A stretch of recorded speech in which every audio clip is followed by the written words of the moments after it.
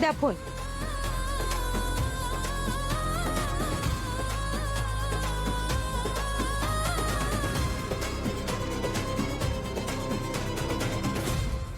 कसं आहे, आवडलं ना?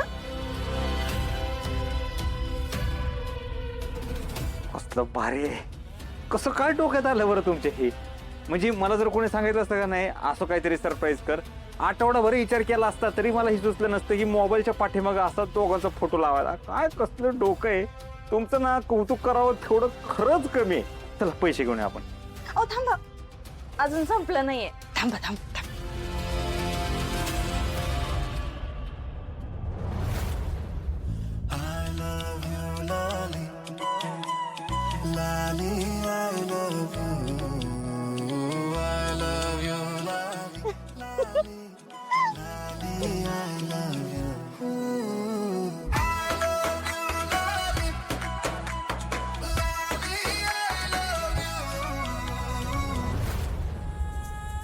कसं वाटलं?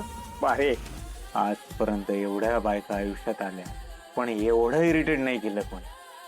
है ना, मला वाटलंच होतं तुम्हाला लई आवडणार. धरा आणि आपला फोटो बघत बसा. लालीजी अहो ऐका ना, गिफ्ट लय दिवस झाले, आता काय ते शेवटचं गिफ्ट आहे ते देऊन टाका लवकर.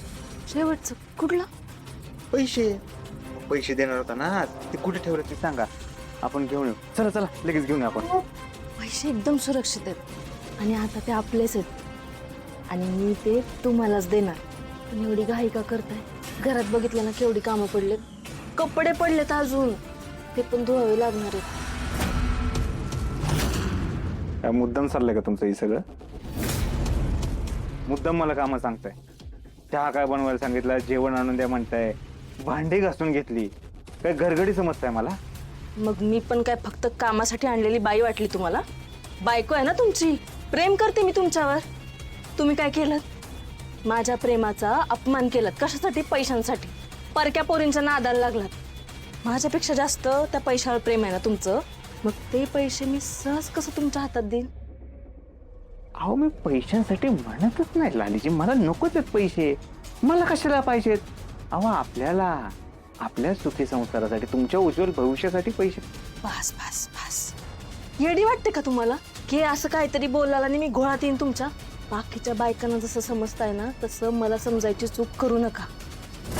ते पैसे मिळाल्यावर तुम्ही काय करणार होतात ना मला चांगलं माहित. त्यामुळं ही जी हुशारी आहे ना माझ्यासमोर नाही दाखवायची. पैसे हवेत ना, मग गप गुमान मी सांगते ते करायचं. मागच्या अंगणात जावा, कपडे पडले ते धुवून टाका, जावा.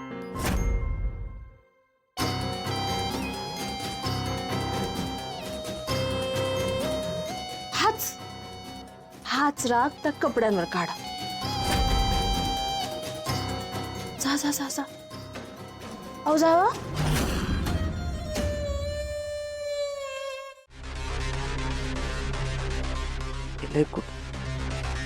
ठेवलं होतं का मी कुठे? नीट आठवतं. लालीच्या घरातून बाहेर पडलो, वेषांतर केला, तेव्हा कटर बाजूला नाही टाक, म्हणजे कटर सोबतच होतं. मग लाली आली, तिच्याबरोबर घरात गेलो, बाहेर पडलो, तिथून रिक्षावाल्याकडे पण नाही काढलाय. चहा प्यायलो, वडापाव खाल्ला, रस प्यायलो, हॉस्पिटलला गेलो. हॉस्पिटललाही कटर बाजूला नव्हतं काढलं, मी खिशातच होतं. कटर गेलं कुठे? पडलं तर नाही ना कुठे?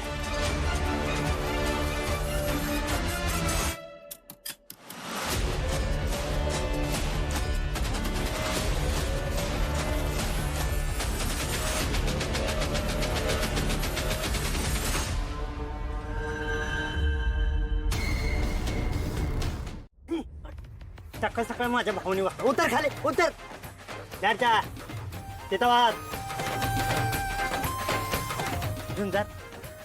तुला माझा चहा कसा वाटतो रे?